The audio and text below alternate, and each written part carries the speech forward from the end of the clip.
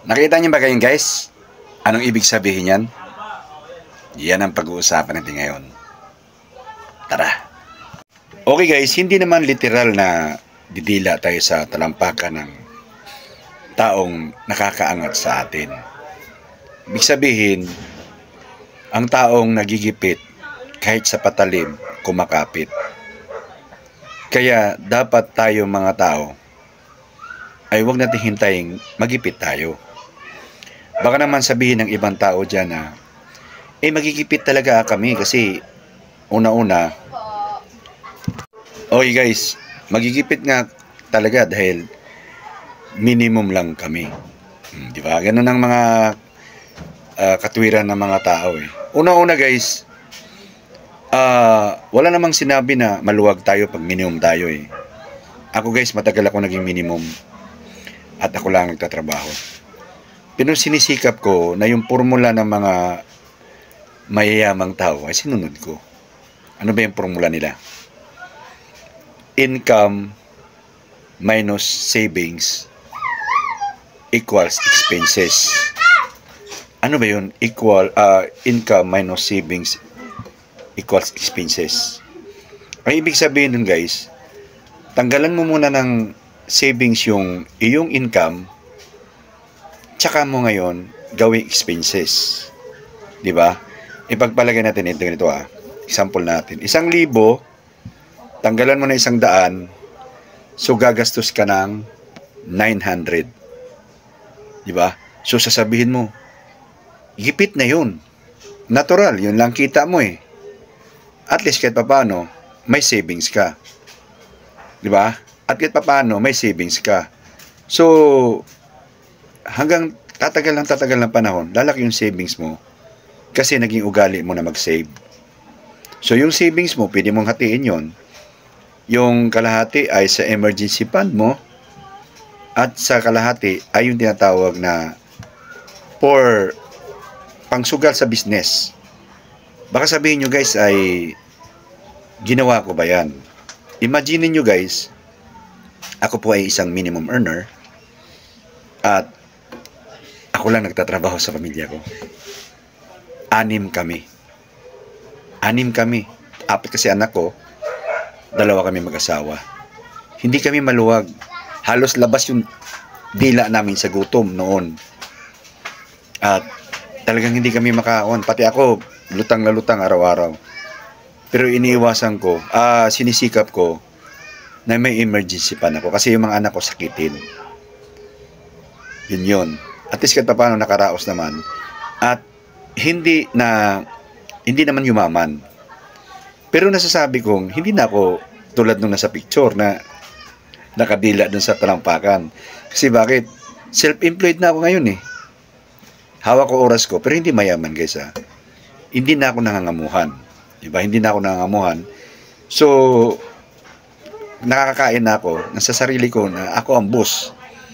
Kahit na walang laman yung tindahan ko, pero hindi ako nagugutom sa ngayon. Kasi nga, yun nga yun. Kung ano yung kita ko nung panahon na yun, pinagkakasya namin. Di ba?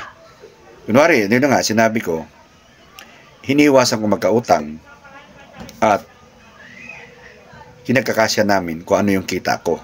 Minimum earner. Okay? Payat kami lahat. Payat kaming lahat kasi wala kaming makain eh. Di ba?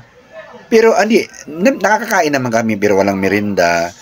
Tapos yung ulam namin hati-hati talaga. At ako yung huling kakain. Kunwari may isda kaming nabili.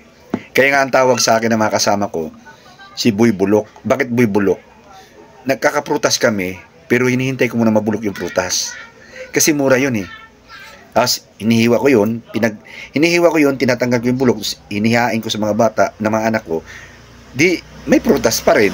Pero nga, bulok nga, kasi tapos pumupunta ako sa, diskarte lang guys ba.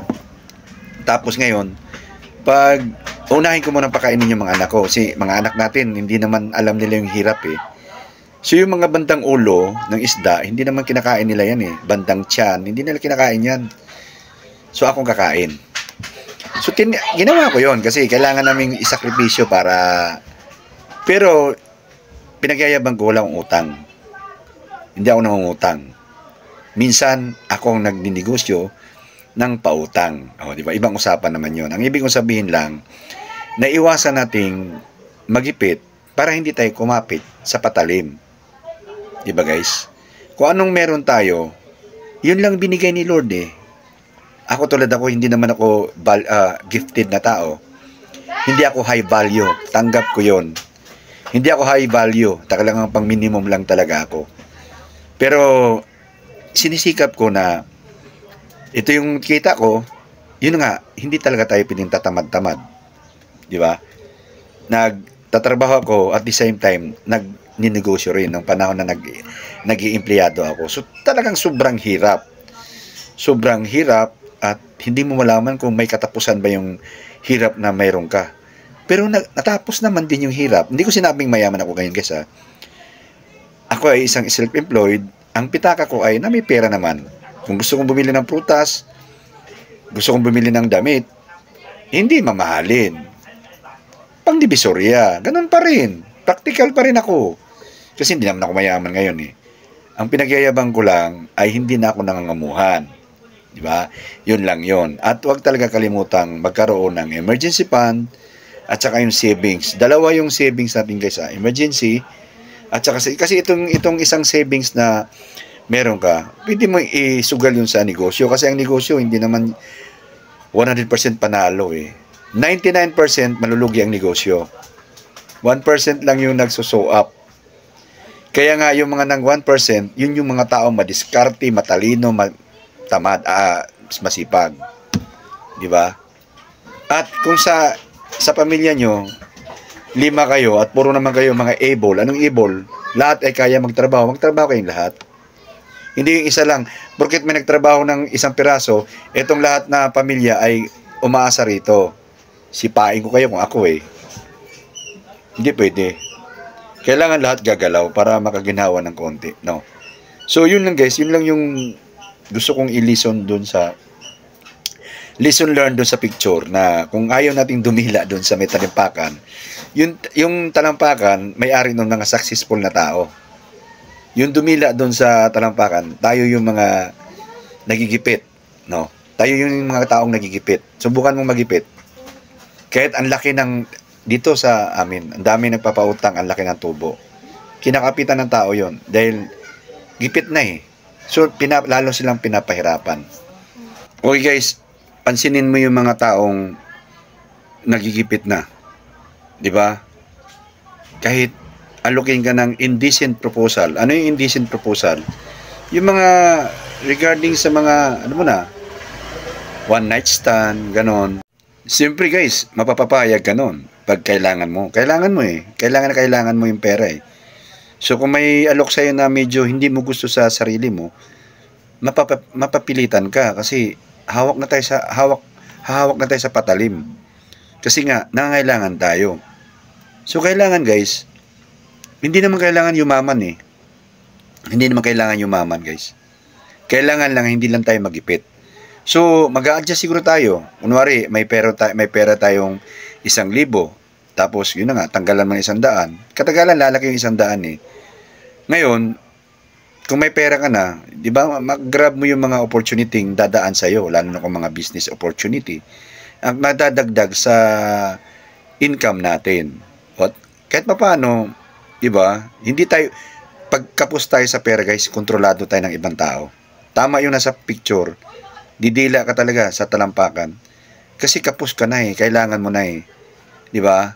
Lalo na kung between life and death na.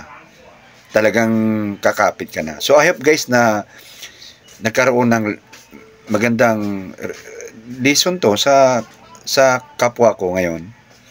Hindi ko ginagawang example ng sarili ko dahil mayaman ako, milyonaryo ako, hindi. Ako yung malapit sa katotohanan. Bakit malapit? Kasi nga, kalagayan ko, karamihan, pareho lang din sa akin. No, hindi ako milyonaryo na hindi ako tulad ng iba na sobrang taas talaga, di kotse. Hindi, nasa bababang kwan pa lang. Pero naiiwasang magipit. Dahil mamuhay kung anong meron lang. Di ba? Huwag mong hanapin yung wala sa'yo. Kung ang almusal nyo ay saging, saging ka lang. Iba, pancake. O, di social sila, di wow. O, di ba? Kung ang tanghalian mo ay, ang ulam mo ay tuyo, di tuyo, lagyan mo na lang suka para hindi masyadong maalat. So, sa iba, fried chicken, di wala tayong magawa dun. A-adjust tayo. Basta importante, hindi tayo magipit. No? Para hindi tayo dumila dun, ganon dun sa talampakan. Bye-bye guys. Kita-kita tayo sa sunod.